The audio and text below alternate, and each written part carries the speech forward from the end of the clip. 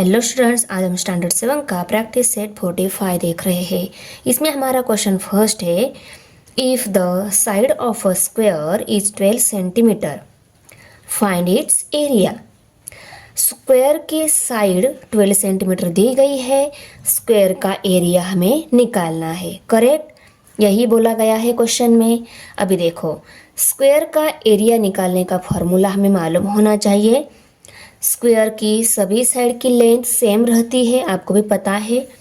Square की side की length 12 centimetre दी गई है, मीन्स ये भी 12 सेंटीमीटर है, ये साइड भी 12 सेंटीमीटर और ये भी 12 सेंटीमीटर है। और स्क्वायर की एरिया निकालने का फॉर्मूला क्या है? Area of a square equal to side square. जिस भी स्क्वायर का एरिया निकालना है हमें मिल जाएगा। ओके, अभी देखो, इस स्क्वायर का एरिया निकालना है, इसकी साइड हमें 12 दी गई है, तो हम क्या करेंगे, 12 का स्क्वायर लेंगे। 12 का स्क्वायर मीन्स क्या रहता है, 12 मल्टीप्लाई बाय 12। 12 मल्टीप्लाई बाय 12 जो रहता है ये आता है 12 का स्क्वायर। अभी हम 12 का स्क्वायर निकाल लेते हैं। 12 मल्टीप्लाई बाय 12, 2 2 जार 4, 2 1 जार 2। अभी 1 से मल्टीप्लाई करेंगे, 1 2 जार 2, 1 1 जार 1। इनकी एडिशन हो जाएगी, 4 4 1 144। ये आ गया इस दिए गए स्क्वायर का area, area of a square. The area of a square is 144 square centimetre. ये साइड सेंटीमीटर में दी गई है। 12 centimetre multiply bye 12 centimetre. Finally जो आंसर आया उसको यूनिट आ जाएगा स्क्वायर मीटर। मीन्स ये दोनों भी नंबर को सेंटीमीटर यूनिट था, उनकी मल्टीप्लिकेशन के बाद स्क्वायर सेंटीमीटर ये यूनिट मिल जाता है। अगर दोनों को मीटर रहता तो यहाँ पे स्क्वायर मीटर आ जाता। क्वेश्चन नंबर 2 है, if the length of a rectangle is 15 centimetre and breadth is 5 centimetre, what is its area. Rectangle दिया है, रेक्टेंगल की लेंथ 15 सेंटीमीटर है और ब्रीथ 5 सेंटीमीटर है। ओके, ये दोनों ब्रीथ है, ये दोनों लेंथ है। लेंथ बड़ी रहती है इसलिए हमने 15 सेंटीमीटर ये दिखाई, और ब्रीथ छोटी रहती है इसलिए हमने इन दोनों को ब्रीथ दिखा दिया। ये है हमारा रेक्टेंगल शेप। अभी इस रेक्टेंगल शेप की एरिया अगर हमें निकालनी है तो उसका फॉर्मूला क्या है, area of rectangle equal to length into breadth, ये फार्मूला है।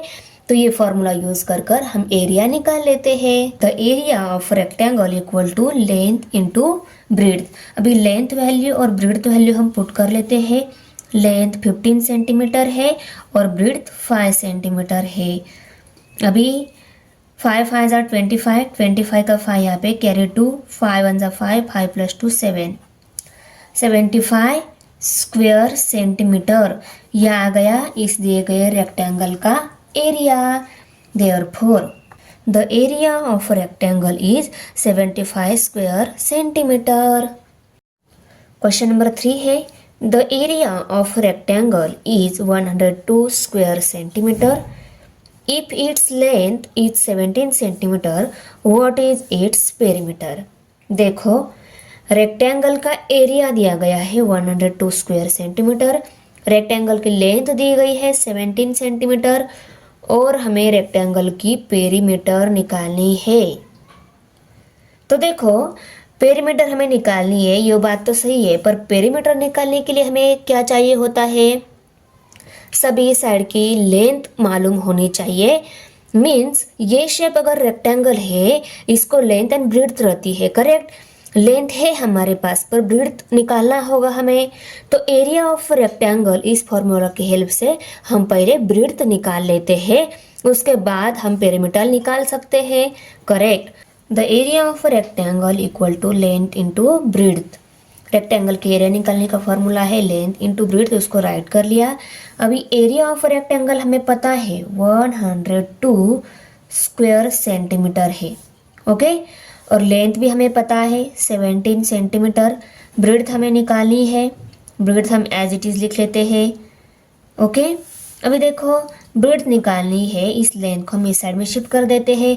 लेंथ यहाँ पे मल्टीप्लाइड है, इस साइड में डिवाइड हो जाएंगी। करेक्ट, तो यहाँ पे 102 square centimetre divided by 17 centimetre. Equal to breadth. Okay, अभी देखो स्क्वायर सेंटीमीटर में सेंटीमीटर 2 टाइम रहता है, तो ऊपर के सेंटीमीटर के साथ नीचे का 1 सेंटीमीटर कट हो जाएगा, ऊपर 1 सेंटीमीटर है, करेक्ट। और देखो 17 1 जा 17, 17 6 जार 102, तो हमें 6 सेंटीमीटर ये क्या मिल गई, ब्रीथ। ओके, ब्रीथ मिल गई। अभी हम पेरीमीटर निकाल सकते हैं, तो यहाँ पे हम फॉर्मूला लिखेंगे पेरीमीटर का, द पेरीमीटर ऑफ रेक्टेंगल। देखो पेरीमीटर निकालने का फॉर्मूला क्या है, हमें पता है कि पेरीमीटर कैसे निकाली जाती है। जो भी शेप है क्लोज शेप, उस क्लोज शेप की सभी साइड की लेंथ की एडिशन उस शेप की क्या रहती है, perimeter.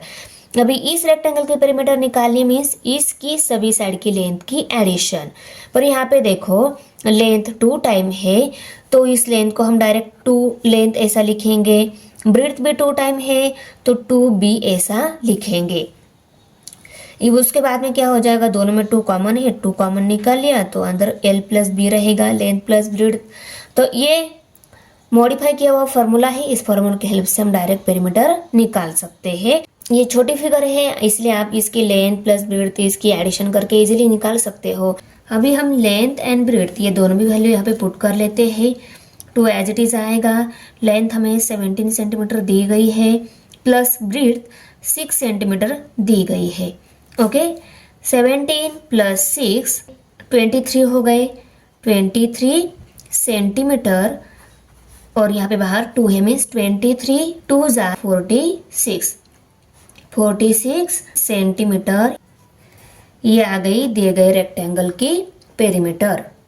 Therefore the perimeter of a rectangle is 46 centimetre. Question number 4 है, if the side of a square is triple, how many times will its area be as compared to the area of the original square? एक square है, उसकी side triple कर दी, square की side triple कर दी और उसकी area original square के compare में कितनी टाइम आएगी हमें निकालना है। ओरिजिनल स्क्वायर के कंपेयर में मीन्स एक ओरिजिनल स्क्वायर है और एक न्यू स्क्वायर है, करेक्ट। ओरिजिनल स्क्वायर की साइड हमें पता नहीं है पर बोला क्या गया है, न्यू जो स्क्वायर है उसकी साइड ट्रिपल कर दी। इसका मतलब क्या है, ओरिजिनल स्क्वायर की साइड कितनी रहेगी, 1 टाइम रहेगी। अगर न्यू स्क्वायर जो है उसकी साइड हमने 3l लिखी, ट्रिपल कर दी, तो ओरिजिनल स्क्वायर की साइड कितनी लेनी होगी, हमें l ही लेनी होगी। ओरिजिनल स्क्वायर की साइड l लेकर नए स्क्वायर की साइड 3l लेकर यहाँ पे हम कंपैरिजन बताएंगे, करेक्ट। देखो मैंने एक स्क्वायर ड्रॉ कर लिया, इसको हम ओरिजिनल स्क्वायर कंसिडर कर लेते हैं क्योंकि इसकी सभी साइड की लेंथ हमने l कंसिडर की है। तो यहाँ पे हम लिखेंगे let the side of a square be l centimetre. इसकी साइड l सेंटीमीटर मानी, उसको हमने राइट कर लिया। अभी इसका एरिया निकालना होगा, ओके, क्योंकि हमें दोनों की एरिया की कंपैरिजन करनी है। अभी देखो इसका एरिया क्या आएगा, इसकी ये स्क्वायर शेप है और इसकी लेंथ हमने l कंसिडर की, तो हम l मल्टीप्लाई बाय l इसकी एरिया आएगी। साइड मल्टीप्लाई बाय साइड रहती है ना, साइड l है तो l multiply by l, correct. l multiply by l means l square. ये वैल्यू हमने सेंटीमीटर में ली है तो centimetre multiply by centimetre square centimetre आ जाएगा, करेक्ट। ओके, नाउ देखो हमारा ये न्यू स्क्वायर है, अभी हमें इस स्क्वायर की भी एरिया निकालनी होगी, करेक्ट। तो इसकी लेंथ 3l है, ये हम यहाँ पे पहले लिख लेते हैं। The side of a new square is 3l centimetre, okay, हमने राइट कर लिया। Then area of a new square, ये स्क्वायर का एरिया हमें कितना मिलेगा, ये स्क्वायर का एरिया निकालने का फॉर्मूला भी वही है, साइड मल्टीप्लाई बाय साइड। एक साइड है 3l, दूसरी साइड भी 3l है, 3 मल्टीप्लाई बाय 3, 3 3 जार 9 और l multiply by l square, और यहाँ पे स्क्वायर सेंटीमीटर। अभी कंपैरिजन करो न्यू स्क्वायर की और ओरिजिनल स्क्वायर की। इसकी ये कितने टाइम है, 9 टाइम है। देखो ये 1 टाइम है और ये 9 टाइम है, ये एक ही एल स्क्वायर है और ये 9 एल स्क्वायर है। इसका मतलब क्या है, ओरिजिनल स्क्वायर का कंपेयर में न्यू स्क्वायर की जो एरिया है वो कितने टाइम है, 9 times. The area of a new square is 9 times the area of the original square. यहाँ पे हमारा प्रैक्टिस सेट 45 फिनिश हो रहा है। बच्चों आपको वीडियो कैसी लगी, अच्छी लगी लाइक करना है, फ्रेंड के साथ शेयर करना है, हमारे चैनल को सब्सक्राइब जरूर करना है। मिलते हैं नेक्स्ट प्रैक्टिस सेट में, बाय।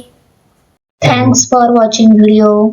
इयत्ता 7वीच्या मराठी, सेमी आणि इंग्रजी या माध्यमांच्या सर्व विषयांच्या स्वाध्यायाच्या नवनवीन व्हिडिओसाठी चॅनलला सबस्क्राईब नक्की करा, लाईक करा, कमेंट करा आणि वर्गमित्रांना शेअर करा.